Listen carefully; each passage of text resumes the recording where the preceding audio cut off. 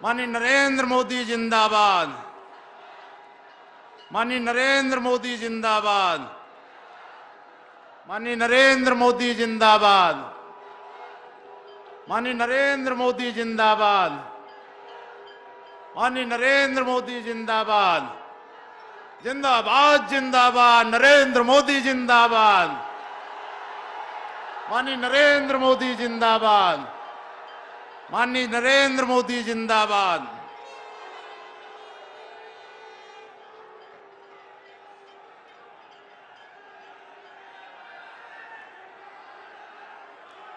बहुत ही ऐतिहासिक पल, बहुत ही हम सबके लिए गौरव के क्षण है कि भगवान नरसिंह, भगवान बामन, भक्त प्रहलाद, हरदोई बाबा और सुनासीनाथ की पावन धरा पर भारत के यशस्वी प्रधानमंत्री, विश्व के सर्वाधिक लोकप्रिय नेता आज हमारे मंच पर हैं। मैं भारतीय जनता पार्टी के जिला अध्यक्ष आदरणीय सौरभ मिश्र जी से आग्रह करता हूं कि उन्हें प्रतीक चिन्ह और पटका उड़ाकर उनका जोरदार हरदोई वासियों की ओर से स्वागत करें। आदरणीय सौरभ मिश्र जी। माननीय नरेंद्र मोदी जिंदाबाद। माननीय नरेंद्र मोदी जिंदाबाद। माननीय नरेंद्र मोदी जिंदाबाद। मैं उत्तर प्रदेश की ओर से उत्तर प्रदेश के यशस्वी उप मुख्यमंत्री माननीय केशव मौर्य जी को आग्रह करता हूं कि आए वो माननीय प्रधानमंत्री जी का स्वागत करें, शाब्दिक स्वागत करें। आदरणीय केशव मौर्य। दोनों हाथ ऊपर उठा करके जरा तालियों की गड़गड़ाहट के साथ गरीबों के मसीहा, किसानों के हमदर्द माननीय मोदी जी का स्वागत करने का काम करेंगे। मैं आप सब की ओर से, अपनी ओर से संपूर्ण मंच पर जो हमारे माननीय सांसद, माननीय विधायक, सब की ओर से माननीय प्रधानमंत्री जी का हरदोई की धरती पर हार्दिक स्वागत एवं अभिनंदन करता हूं। तालियों की गड़गड़ाहट के साथ एक बार फिर से हम सब माननीय प्रधानमंत्री जी का स्वागत करेंगे। आप सभी जानते हैं व्यस्तताएं बहुत रहती हैं, देश भर की इतनी बड़ी बड़ी जिम्मेदारियों के बाद भी इतना समय निकालते हैं और आप सबको यहाँ पर हम सबको आशीर्वाद देने के लिए आए हैं।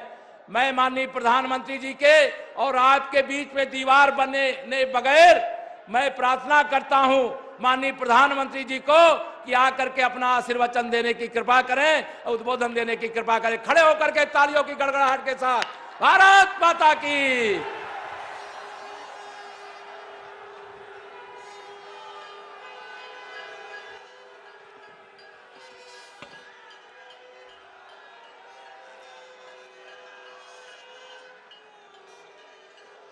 हर हर गंगे, हर हर गंगे, हर हर महादेव।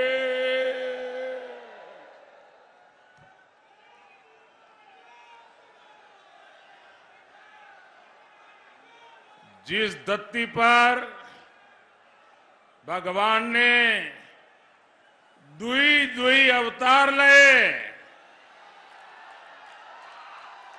वही हरदोई का हमारो प्रणाम हुई। भक्त प्रहलाद की धरती के सब लोगन के हम पांव छुअत है।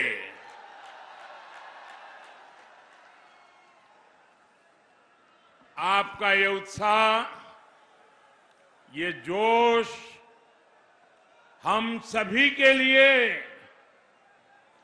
बहुत बड़ा आशीर्वाद है। ये धरती शांडिल्य ऋषि की तपोस्थली है। हरदोई की पुण्य भूमि से होली जैसे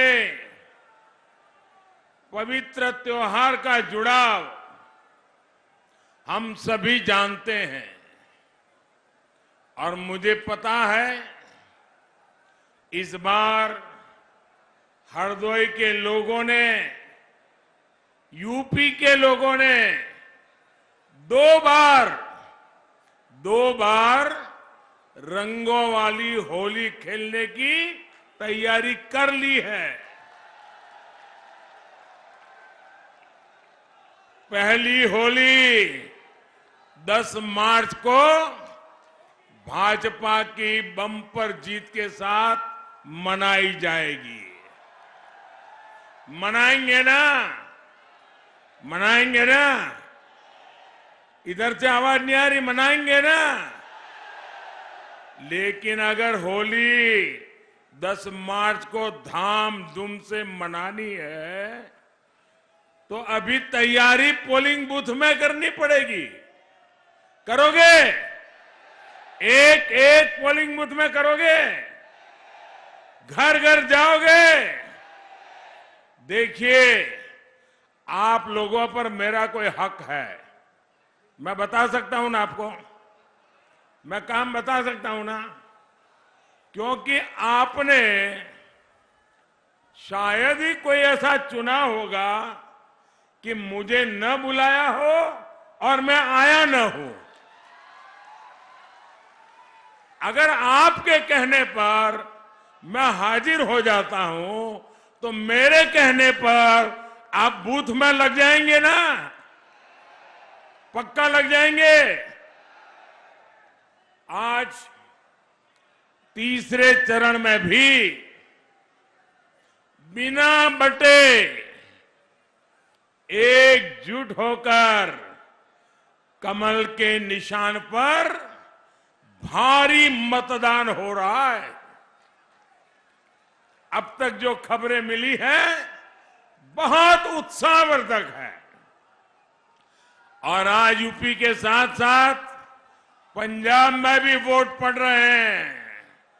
वहां के लोग भी पंजाब के विकास, पंजाब की सुरक्षा और देश की अखंडता के लिए बड़ी संख्या में मतदान कर रहे हैं, भाजपा का समर्थन कर रहे हैं। भाइयों बहनों, यूपी के अगले चरणों की जिम्मेदारी भी आप लोगों ने ले रखी है। जो तुष्टीकरण की खतरनाक राजनीति में हमारे त्योहारों को रोकते थे, उन्हें यूपी की जनता का उत्तर 10 मार्च को मिल जाएगा। मिलेगा ना? 10 मार्च को जवाब मिलेगा ना? साथियों, हरदोई के लोग ये बात जानते हैं, अत्याचार, आतंक और छल कितने भी ताकतवर क्यों न हो जाए, सच्चाई के आगे वो टिक नहीं सकते। आप याद करिए, 5 साल पहले माफियावादियों ने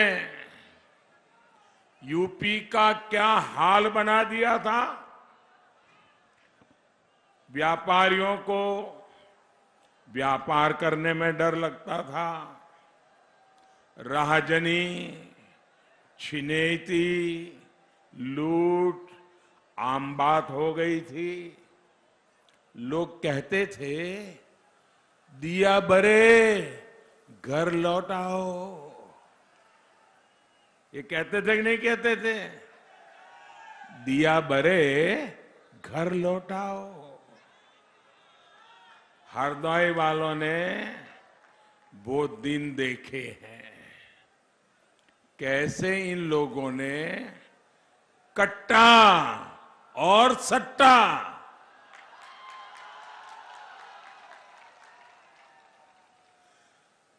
एक कट्टा और सट्टा वालों को खुली छूट दे रखी थी। हमारी माताएं परेशान रहती थी कि बेटे बेटी घर से निकले हैं तो रात शाम को सुरक्षित घर लौट आए, कोई दुर्घटना उनके साथ न हो जाए, अपराधियों को इन घोर परिवारवादियों की सरकार का पूरा संरक्षण होता था। लेकिन हरदोई की जनता देख रही है कि आज कैसे सबका हिसाब हो रहा है। हिसाब हो रहा है कि नहीं? बराबर ठीक हो रहा है ना? माफिया, अपराधी खुद जमानत रद्द करवाकर जेल के भीतर पहुंचे हुए हैं। भाइयों और बहनों, बुरी तरह चुनाव हार रहे इन घोर परिवारवादी अब जात पात के नाम पर जहर फैलाएंगे। लेकिन आपको केवल एक ही बात याद रखनी है, एक ही मंत्र, यूपी का विकास, विकास, विकास, देश का विकास, विकास, विकास। ये वो लोग हैं जो कुर्सी के लिए अपने परिवार से भी सबसे लड़ जाते हैं। इसलिए ये घोर परिवारवादी किसी जाति या समाज के लिए भी नहीं हो सकते। साथियों, यूपी में आपने जिस डबल इंजन की सरकार को आशीर्वाद दिया है, वो किसी एक खानदान की सरकार नहीं है। कोई कह सकता है क्या कि यूपी में खानदान की सरकार है? कोई कह सकता है दिल्ली में भारत की सरकार खानदान की सरकार है? कोई कह सकता है क्या? ये गरीब, किसान, नौजवानों की सरकार है। हमने 5 साल आपके लिए जी तोड़ मेहनत की है। लेकिन मुझे इस बात का अफसोस है कि 2014 से लेकर 2017 के बीच यूपी में इन परिवारवादियों ने एक भी काम में मेरा साथ नहीं दिया। भाइयों, मुझे बताइए, यूपी का मैं सांसद हूं, यूपी के लोगों की मदद से मैं प्रधानमंत्री बन गया, और मैं यूपी के लिए कोई काम करूं, और लखनऊ में इनकी सरकार बैठी थी, 17 तक मुझे कोई काम नहीं करने दिया। भाइयों बहनों, ऐसे लोगों को फिर से अगर लाओगे तो मुझे काम करने देंगे क्या?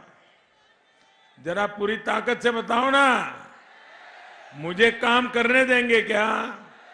आपका भला करने देंगे क्या? माताओं बहनों की सेवा करने देंगे क्या? नौजवानों के लिए काम करने देंगे क्या? तो ऐसे लोगों को आने देना है क्या? आने देना है क्या? पक्का? इन लोगों ने ठान लिया था कि यूपी में विकास का कोई काम केंद्र सरकार को करने ही नहीं देंगे। अरे इतने शर्माते थे, इतने शर्माते थे, शायद भीतर से इतने कांपते थे कि मैं यहां आता था, कार्यक्रम करता था, वो मेरे साथ मंच पे ले आते थे, एयरपोर्ट से ही भाग जाते थे।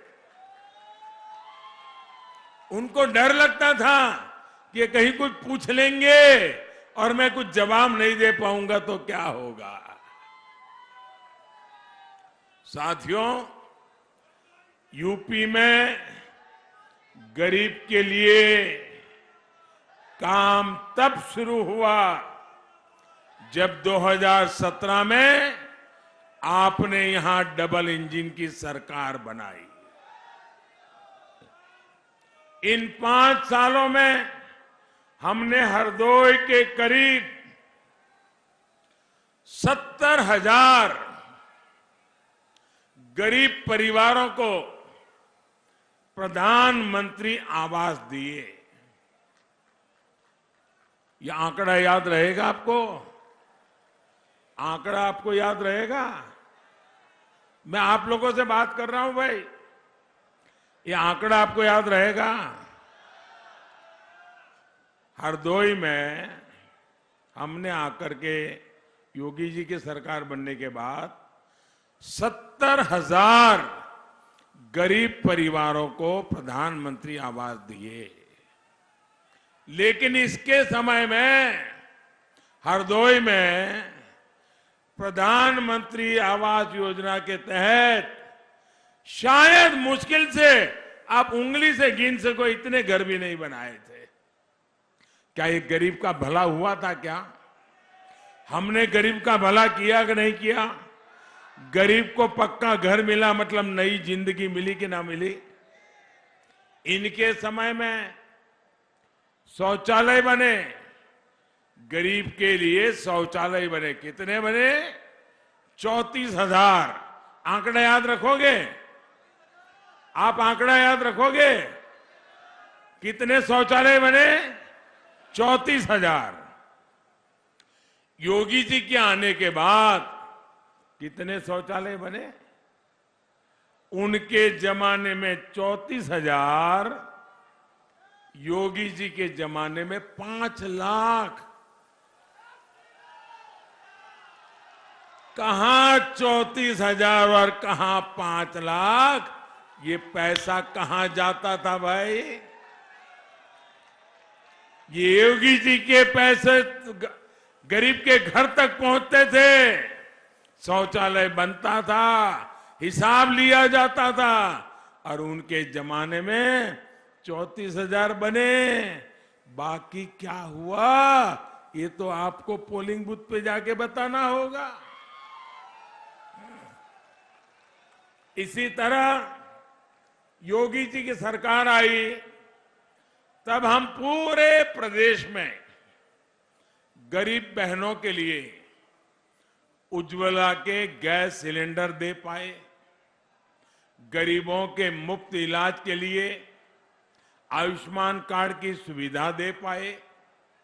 योगी जी की सरकार ने अभियान चलाकर बिजली को हर घर, गरीब के घर तक बिजली पहुंचाया, नई बिजली कनेक्शन दिए, गांव गांव बिजली पहुंची है। लेकिन भाई और बहनों, जिन्होंने तब आपके घरों को अंधेरे में रखा, सिर्फ अपना घर रोशन किया, वो आज आपसे झूठे वायदे कर रहे हैं। आप याद करिए, इनके समय में आपके गांवों में दिन में कितने घंटे बिजली आती थी? याद करिए, हफ्ते में कितने घंटे बिजली आती थी? मुझे बराबर याद है, उत्तर प्रदेश में बिजली अगर आती है तो खबर बन जाती थी। एक जमाने में बिजली का जाना स्वाभाविक था। जैसे घर में कभी साल में 1-2 बार मेहमान आ जाए, वैसे बिजली यहां मेहमान की तरह आती थी। ये भी याद करिए कि एक बार अगर ट्रांसफार्मर जल गया, अगर ट्रांसफार्मर जल गया तो कितने महीने लग जाते थे और कितने कितने बाबुओं के पैर पकड़ने पड़ते थे, और पता नहीं कितनी कितनी दक्षिणा देनी पड़ती थी, कितना प्रसाद चढ़ाना पड़ता था, तब जाकर के एक ट्रांसफॉर्मर रिपेयर होता था। ये गौर परिवारवादी आपको बिजली नहीं, बिजली का झटका देने के लिए तैयार बैठे हैं। जिनके काले कारनामे ही अंधेरे में फलते फूलते हो, वो परिवारवादी कभी भी प्रदेश को उजाला नहीं दे सकते। साथियों, माफियावादियों की सरकार में एक बड़ा गोरख धंधा जमीन पर अवैध कब्जों का भी चलता था। इनके नेताओं के गुर्गे किसी की भी जमीन पर अपना कब्जा समझने लगते थे, लेकिन डबल इंजन की सरकार ने इनके इस धंधे का शटर भी गिरा दिया। स्वामित्व योजना के तहत हम गांव में ड्रोन के जरिए जमीनों का लेखा जोखा तैयार करवा रहे हैं। आसमान से जमीन की नपाई हो रही है और जमीन के मालिक को मालिकाना दिया जा रहा है, प्रॉपर्टी कार्ड दिए जा रहे हैं, यानी दबंगई और कब्जे का खेल खत्म।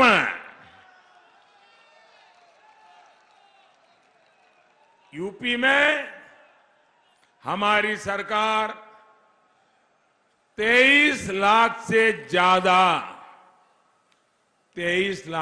ज्यादा लोगों को प्रॉपर्टी कार्ड का वितरण कर चुकी है, प्रॉपर्टी कार्ड दे चुकी है और एक काम आगे भी चलने वाला है। योगी जी सरकार में वापसी के बाद इस अभियान को बहुत तेज किया जाएगा। भाइयों और बहनों, वंशवादी, परिवारवादी, भ्रष्टाचार में लिप्त लोग, तुष्टीकरण की राह पर चलने वाले लोग कभी भी गरीब का भला नहीं कर सकते। आप देखिए, कोरोना की इतनी बड़ी वैश्विक महामारी आई, हमने किसी भी गरीब को भूखे नहीं सोने दिया। प्रधानमंत्री गरीब कल्याण योजना के जरिए हर गरीब को मुफ्त राशन दिया जा रहा है। पूरी दुनिया में इतनी बड़ी महामारी आई, पूरी दुनिया में, लेकिन भाइयों बहनों, मैंने कभी मेरे गरीब परिवार को भूखा सोने नहीं दिया है। गरीब के घर का चूल्हा जलता रहे, इसके लिए दिन रात काम किया है।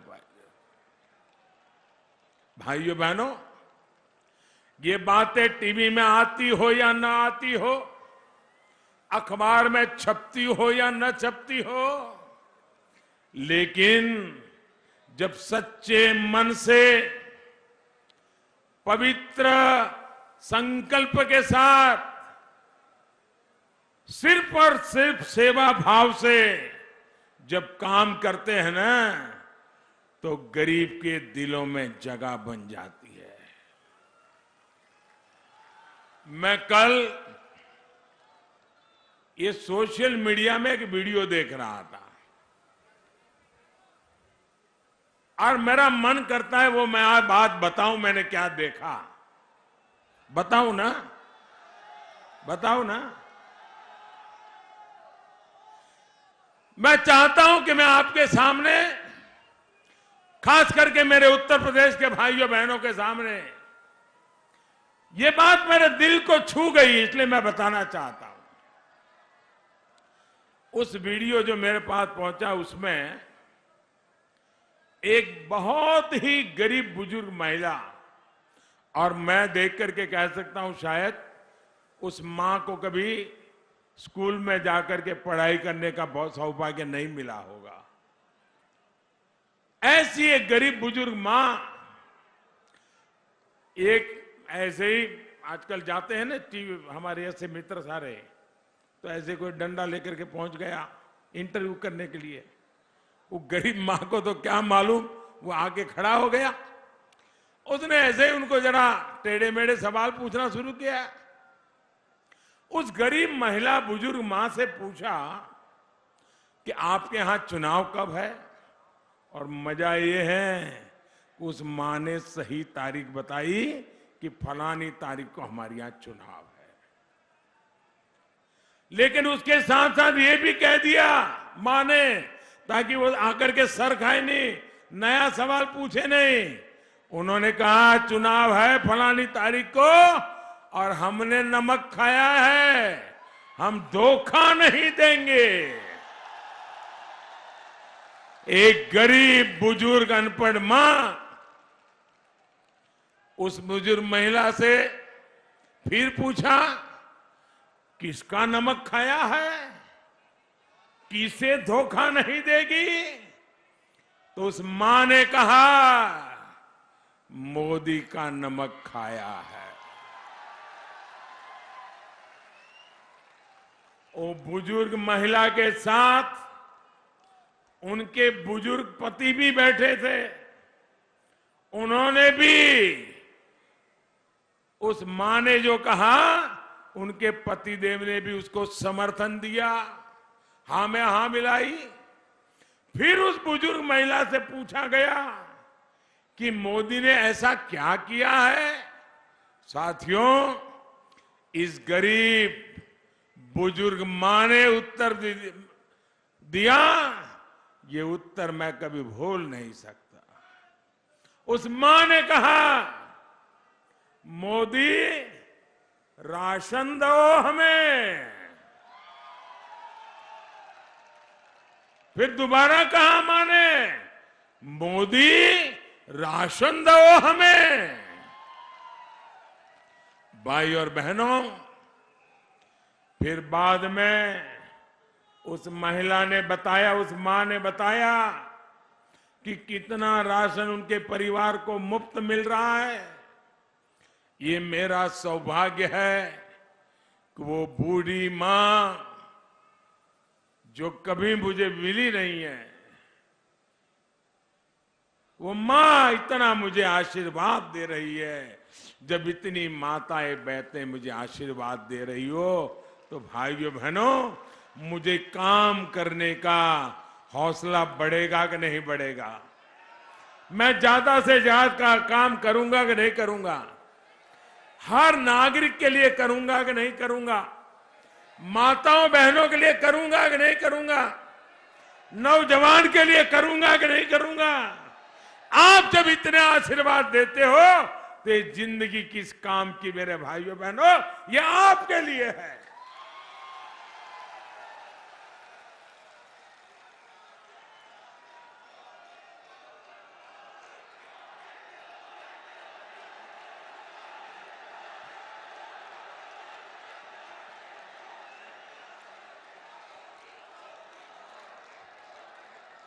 आपका ये प्यार, ये आपका प्यार मेरे सर आंखों पर दोस्तों, आपका प्यार सर आंखों पर।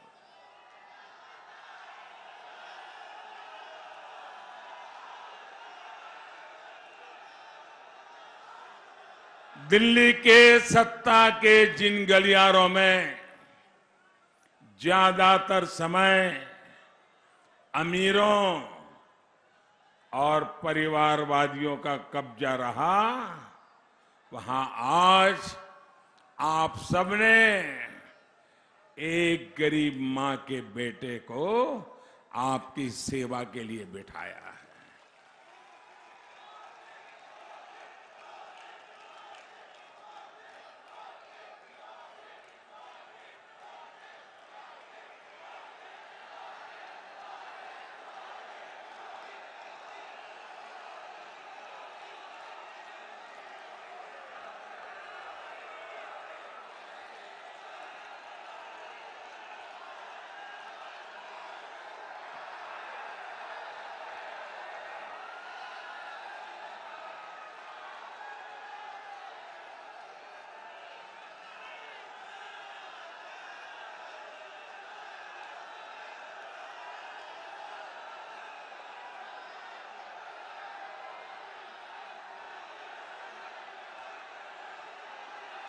साथियों,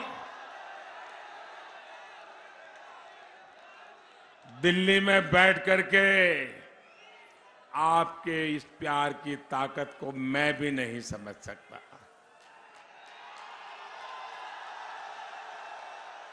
इतना प्यार, इतना प्यार। शायद दोस्तों आज के युग में इतने टीवी मीडिया का जमाना हो, भांति भांति की बातें चलती हो, उसके बाद भी जनता जनार्दन जब इतना आशीर्वाद देती है तो भगवान के आशीर्वाद के बराबर होता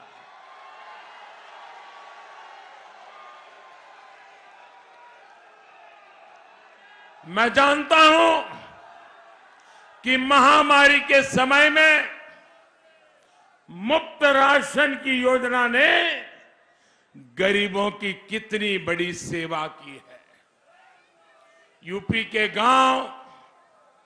गांव में इस तरह की चर्चा के मुझे कई संदेश मिले हैं, जहां लोग यही कह रहे हैं कि हमने मोदी का नमक खाया है, हम मोदी को धोखा नहीं देंगे।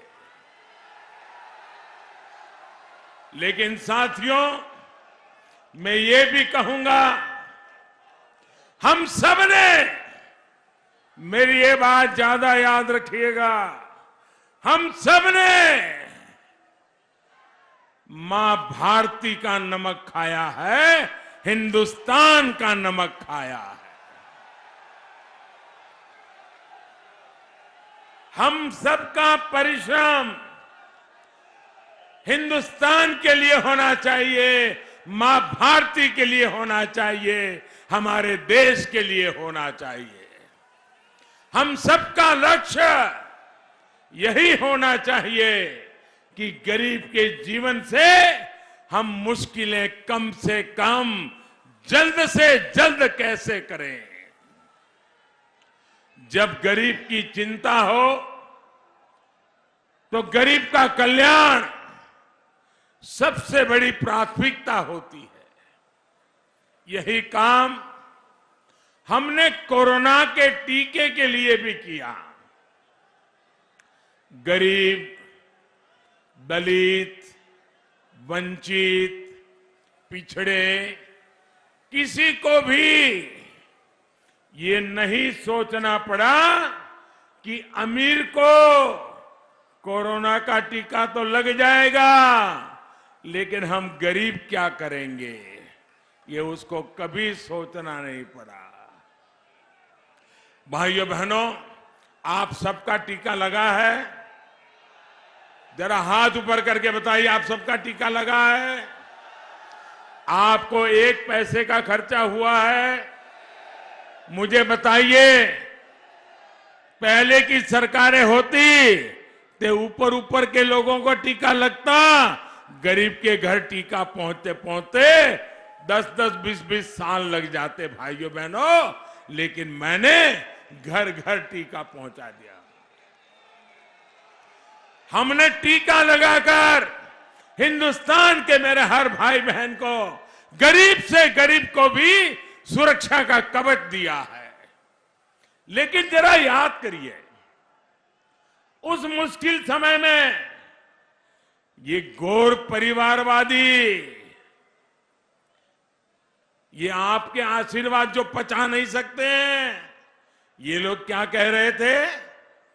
ये लोग भारत में बनी वैक्सीन को बदनाम करने के लिए भांति भांति की अफवाहें चला रहे थे, भ्रम फैला रहे थे, लोगों को डरा रहे थे। ये लोग चाहते थे कि गरीब टीके से वंचित रह जाए, उसका जीवन खतरे में पड़ जाए। आज आपका व्यापार, धंधा, रोजगार फिर से पटरी पर लौट रहा है, तो ये वैक्सीन की वजह से ही तो संभव हो रहा है। यही ये लोग इस भली बात को पहचान नहीं पाते, पचा नहीं पाते, और ये यही चाहते हैं कि लोग वंचित रह जाए, दुखी रहे। भाइयों बहनों, पहले की सरकारों की गलत नीतियों का खामियाजा यहां के किसानों को भी भुगतना पड़ा है। पहले की सरकार में गेहूं की खरीद होती ही नहीं थी, गन्ने का भुगतान होता ही नहीं था। लेकिन इन 5 साल में यूपी में गेहूं की रिकॉर्ड खरीदी हुई है। किसान सम्मान निधि का पैसा भी सीधे किसानों के खातों में पहुंच रहा है।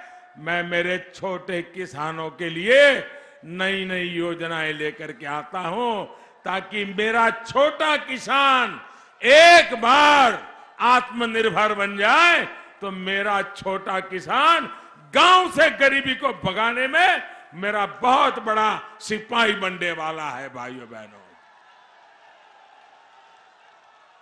गन्ने का भी जितना भुगतान योगी जी की सरकार ने किया है, उतना सपा बसपा दोनों ही सरकारों के 10 साल में नहीं हुआ।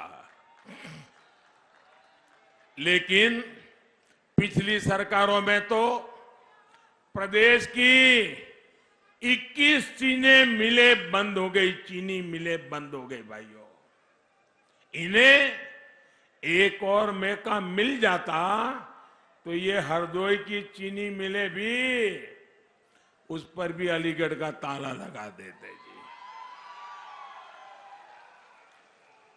लेकिन ये हरदोई के लोग समझदार हैं, इसलिए उनका खेल चलने नहीं दिया। अच्छा हुआ आपने पहले ही इनकी फैमिली इंडस्ट्री पे ताला लगा दिया। साथियों, पहले की सरकारों में काम केवल कागजों पर होता था और भुगतना यूपी को पड़ता था।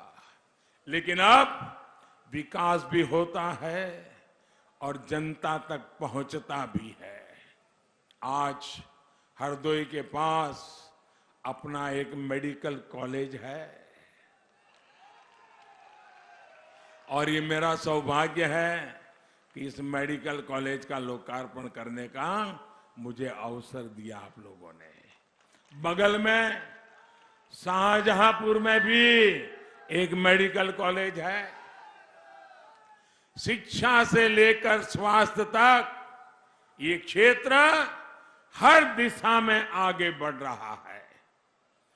गंगा एक्सप्रेसवे जैसी बड़ी सौगात हरदोई और इस पूरे इलाके को मिली है। यहां का हथकरघा उद्योग, यहां के कुटीर उद्योग, यहां के व्यापारी, सबको छोटा मोटा कोई ने सहारा मिला है, लाभ मिला है। साथियों, आज मैं हरदोई से एक और महत्वपूर्ण विषय पर आपसे बात करना चाहता हूं और मैं चाहूंगा सिर्फ आप नहीं, अगर टीवी पे मेरा भाषण कोई सुन रहा है तो मेरे देश के वासियों को मैं कहता हूं, मैं गंभीर विषय की आज यहां से चर्चा करना चाहता हूं। आप भी मेरी बात को गौर से सुनिए। मेरे देशवासियों, मैं विस्तार से आज आपको एक बात बताना चाहता हूं। ये ऐसा विषय है जिससे सिर्फ यूपी ही नहीं बल्कि पूरा देश प्रभावित होता है। ये विषय है आतंकवाद। पिछले अनेक दशकों से हमारा देश आतंकवाद का कहर झेलता रहा है। जिहादी संगठनों की कुदृष्टि हमारी धरती, हमारी संस्कृति और हम लोगों के पर लगातार वो कुदृष्टि रही है। और आप सभी जानते हैं कि जब आतंकी हमला होता है, आतंकवाद बढ़ता है, तो इसका सबसे ज्यादा नुकसान गरीब को, मध्यम वर्ग को, उन्हीं को उठाना पड़ता है, उन्हीं को निभाना पड़ता है। जब आतंकी हमला होता है तो सामान्य मानवी की जिंदगी प्रभावित होती है, व्यापार कारोबार प्रभावित होता है, पर्यटन ठप पड़ जाता है। आपको याद होगा, एक समय था जब हर कुछ सप्ताह के बाद देश में बड़े बड़े बम धमाके होते थे, सीरियल ब्लास्ट होते थे। कभी मुंबई में बम फूटता था तो कुछ दिनों के बाद दिल्ली में बम फूटता था, थोड़े दिनों के बाद जयपुर में बम फूटता था, फिर थोड़े दिन के बाद बेंगलुरु में बम फूटता था, फिर थोड़े दिन के बाद हैदराबाद में बम फूटता था, कभी गुवाहाटी में बम फूटता था, कभी लुधियाना, कभी अगरतला, कभी इंफाल। हिंदुस्तान के हर कोने में कितने ही शहर उस दौरान बम धमाकों से धराए, कितने ही निर्दोष नागरिक उन हमलों में मारे गए। जब मैं गुजरात का मुख्यमंत्री के रूप में वहां की सेवा कर रहा था तो उस दौरान अहमदाबाद में भी सीरियल बम धमाके हुए थे और उनका षड्यंत्र तो और शहरों में भी था। मैं उस दिन को कभी भूल नहीं सकता हूं साथियों। और उसी दिन जो लोग इन धमाकों में मारे गए थे, धरती खून से लाल हो चुकी थी। माताएं बहनें के आंसू रुकते नहीं थे। मैंने उस रक्त से गीली हुई इस मिट्टी को उठा करके मैंने संकल्प लिया था कि मेरी सरकार इन आतंकवादियों को पाताल से भी खोज करके सजा देगी।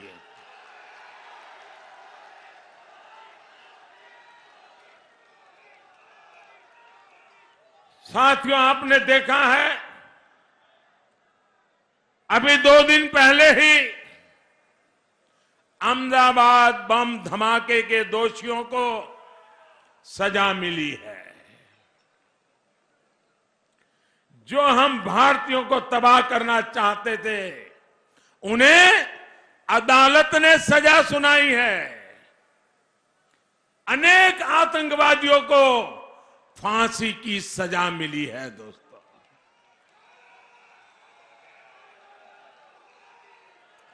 आज मैं विशेष तौर पर इसका जिक्र इसलिए कर रहा हूं क्योंकि कुछ राजनीतिक दल ऐसे ही आतंकवादियों के प्रति मेहरबान रहे हैं। ये राजनीतिक दल वोट बैंक के स्वार्थ में आतंकवाद को लेकर नरमी बरतते रहे हैं। ये देश की सुरक्षा के लिए बहुत खतरे की बात है। इसलिए हर देशवासी को इसके बारे में जानना जरूर चाहिए। साथियों, और ये गुजरात में बम धमाके हुए, कभी आपने सुना नहीं होगा। इस बम धमाके कैसे धमाके किए गए थे? 2 प्रकार से किए गए।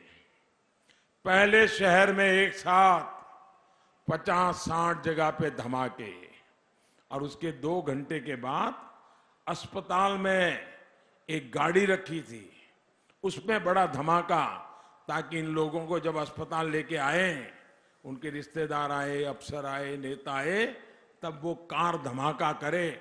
अस्पताल के अंदर शायद ही पहली बार आतंकवादियों ने धमाका किया होगा। वहां भी काफी लोग मारे गए। लेकिन इन्होंने क्या किया साथियों, इन्होंने क्या किया? यहां समाजवादी पार्टी का जो चुनाव सिंबल है ना, उनका चुनाव का निशान है ना, तो शुरू में जो बम धमाके हुए, वो सारे के सारे बम धमाके उन्होंने बम साइकिल पर रखे हुए थे। आप देखिए, साइकिल पे बम रखे हुए थे, और जहां लोग सब्जी वगैरह खरीदने के लिए आते हैं, वहीं साइकिल पार्क करके चले गए थे। और एक समय चारों तरफ ये साइकिलों पर रखे हुए बम धमाके फूटे। मैं हैरान हूं, ये साइकिल को उन्होंने क्यों पसंद किया? यहां उत्तर प्रदेश में साथियों 2006 में काशी में बम धमाका हुआ था। संकट मोचन मंदिर भी धमाका किया गया था। वहां के कैंट रेलवे स्टेशन भी हमला किया गया था। तब यूपी में समाजवादी पार्टी की सरकार थी। जब 2013 में समाजवादी पार्टी की सरकार फिर से सत्ता में आई, तो इन लोगों ने शमीम अहमद नाम के आरोपी पर ये बम धमाका का जो चल रहे थे, मुकदमों को वापस लेने का फैसला लिया था। भाइयों बहनों, क्या ये आपको मंजूर है? जिन्होंने काशी में धमाके किए, उनके केस वापस लेने का निर्णय उचित था क्या? ये लोगों को आप कभी भी मौका देंगे तो ये अपनी वारदातें करेंगे कि नहीं करेंगे? ऐसे ही आपको याद होगा 2007 में गोरखपुर में आतंकी हमला हुआ था। 2013 में समाजवादी सरकार ने तारिक कासमी नाम के आरोपी से केस वापस ले लिया था, लेकिन अदालत इसके लिए तैयार नहीं हुई, और फिर तारिक को समाजवादी सरकार ने केस विड्रॉ करने का निर्णय कर लिया था। अदालत ने मना किया, केस चला, और परिणाम क्या आया? 20 साल की सजा हुई दोस्तों, 20 साल की सजा। उसको वो बचाना चाहते थे। ऐसे ही 2007 में लखनऊ अयोध्या के कोर्ट परिसर में बम धमाके हुए थे।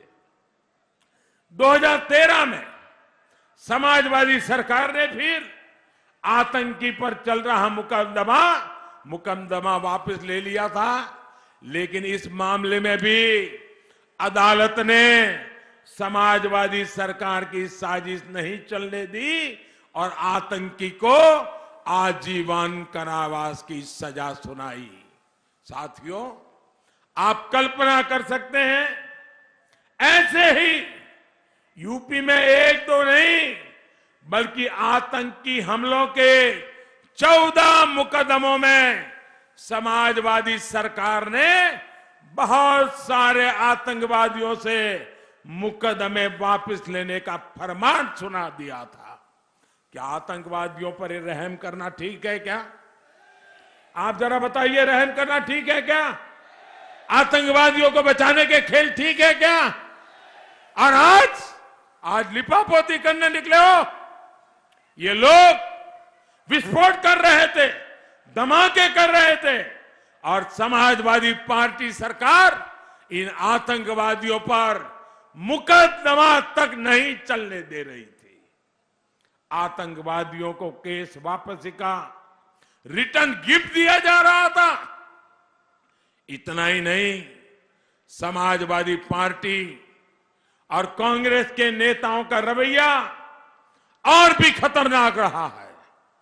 ये लोग ओसामा जैसे आतंकवादी को जी कहकर बुलाते हैं। ये लोग बाटला हाउस एनकाउंटर में आतंकवादियों के सफाए पर आंसू बहाते हैं। ये लोग किसी दिन भारतीय सेना का अपमान करते हैं, किसी दिन पुलिस को बेइज्जत करते हैं, जबकि हमारी सरकार ने नेशनल वॉर मेमोरियल और नेशनल पुलिस मेमोरियल बनाया है। हम हर शहीद का सम्मान करते हैं। इतने वर्षों तक मैं इसलिए चुप रहा क्योंकि अहमदाबाद ब्लास्ट केस की सुनवाई चल रही थी। आज जब अदालत ने आतंकियों को सजा सुना दी है तो मैं अब विषय को देश के सामने उठा रहा हूं। और मैं आज गुजरात पुलिस की भी प्रशंसा करूंगा कि उसके प्रयासों से आतंकियों के कई मॉड्यूल्स का खात्मा हुआ है। मैं चाहता हूं, मैं आज विशेष रूप से जो लोग अपने आप को बुद्धिजीवी कहते हैं, जो लोग मीडिया में अपना कर्तव्य भाव समझते हैं, जिनसे हम आशा कर सकते, जिनसे आशा नहीं करते उनको हम प्रार्थना भी नहीं करते, उनका समय हम बर्बाद करना नहीं चाहते। लेकिन बहुत लोग हैं जिनसे देश आशा कर सकता है, देश उन पर भरोसा कर सकता है। इसलिए मैं ऐसे मीडिया हाउसेस को, मैं ऐसे अखबार वालों को, मैं ऐसे लेखनी लिखने वाले से आग्रह करूंगा, देश के सामने इन तथ्यों को उजागर किया जाए। अब अदालत ने जब न्याय दे दिया है तब देश के लोगों के सामने पर्दे के पीछे की बातें खोज करके मिलाना, पहुंचाना, मुझे विश्वास है अगर ये चुनाव की आपाधापी न होती तो सब हफ्तों तक ये अहमदाबाद के अदालत का फैसला है, हफ्तों तक चलता। मैं चाहता हूं ये सच्चाई देश के सामने आनी चाहिए। देश को जागरूक करने का काम सिर्फ राजनीतिक दलों का नहीं, हम सबका है। और इसलिए मैं विशेष रूप से मीडिया की चुपकीदी चल रही है, मैं उनसे कहता हूं जी खोल करके सच्चाई देश के सामने लाइए और देश की रक्षा में आप भी सहायक बनिए। हमें ऐसे लोगों से, भाइयों बहनों, हमें ऐसे लोगों से, ऐसे राजनीतिक दलों से हमेशा सतर्क रहना है। ये लोग कुर्सी के लिए, अपने स्वार्थ के लिए देश को भी दांव पर लगा देते हैं, देश के सुरक्षा से भी खिलवाड़ कर देते हैं। साथियों, यूपी का तेज विकास सबसे प्रयास से ही हो सकता है। और इसलिए मैं हमेशा कहता हूं, सबका साथ, सबका विकास, सबका विश्वास और सबका प्रयास। सबका प्रयास होना चाहिए कि नहीं? जरा जोर से बताइए, सबका प्रयास होना चाहिए कि नहीं? हर किसी ने प्रयास करना चाहिए कि नहीं करना चाहिए? तो 23 तारीख को कमल के बटन पे वोट करना, ये भी सबके प्रयास का हिस्सा है। करोगे ना? ये प्रयास सब मिलकर के करोगे ना? सुबह जल्दी जल्दी निकलोगे, ज्यादा से ज्यादा मतदान करोगे? ऐसा तो नहीं होगा ना? अरे मोदी जी तो हर बार आते हैं, इस बार आए, बड़ी जोरदार सभा कर दी, बड़ा मजा आ गया, चलो अब तो जीत जाएंगे, चलो सो जाते हैं। ऐसा तो नहीं करेंगे ना? ऐसा नहीं करोगे ना? घर घर जाएंगे, घर घर जाएंगे, घर घर जाएंगे, एक एक मतदाता को मिलेंगे, हर मतदाता से हमारी बात पहुंचाएंगे और मोदी जी ने प्रार्थना की है वोट देने के लिए, वो करेंगे। मेरे नाम से लोगों को प्रार्थना मेरी पहुंचाओगे। देखिए दोस्तों, मेरे देश के मतदाताओं, मेरे उत्तर प्रदेश के मतदाताओं, मेरे इस क्षेत्र के मतदाताओं, उनको प्रणाम करके मेरी बात पहुंचाइए। मोदी जी ने आपके लिए एक संदेश भेजा है। आप भारत के भविष्य के लिए, उत्तर प्रदेश के भविष्य के लिए, आपके बच्चों के उज्जवल भविष्य के लिए कमल के निशान पर वोट दीजिए, कमल के निशान पर वोट दीजिए। घर घर पहुंचे दोस्तों, अभी भी आपके पास 2-3 दिन का समय है, पूरी ताकत लगा दीजिए। याद रखना है, पहले मतदान फिर जलपान, पहले मतदान फिर जलपान। बोले मेरे साथ, भारत माता की, भारत माता की, भारत माता की। जब भी उम्मीदवारों से मेरा आग्रह है, जरा आगे आ जाएं, उम्मीदवार आगे आ जाएं।